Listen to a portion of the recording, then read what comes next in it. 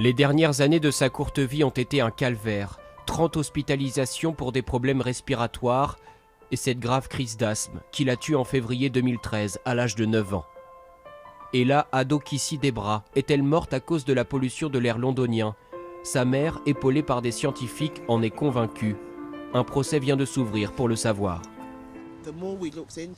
En nous penchant sur la question, nous avons découvert que le 14 février, la veille de sa mort, c'était l'un des plus gros pics de pollution atmosphérique près de chez nous. Un professeur expert en pollution m'a dit que sans ces niveaux illégaux de contamination de l'air, il pense que ma fille serait toujours en vie.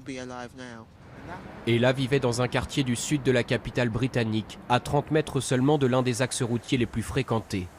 L'enquête doit déterminer si les autorités locales auraient dû prendre des mesures plus rapides et plus fortes pour lutter contre la pollution. La contamination par les véhicules diesel est dénoncée par de nombreux experts. Aujourd'hui, nous n'avons plus seulement la pollution industrielle en hiver, mais toute l'année, un brouillard, même l'été.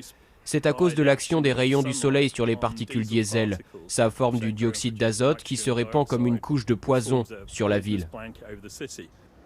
La qualité de l'air londonien s'est améliorée ces dernières années grâce à des mesures pour réduire la circulation notamment. Toutefois, cette problématique reste majeure ici. 99% de la ville dépasse les limites recommandées par l'Organisation mondiale de la santé. Si la justice détermine qu'effectivement la pollution est à l'origine de la mort de la fillette, ce serait une première au Royaume-Uni qui pourrait conduire à de nombreux autres procès.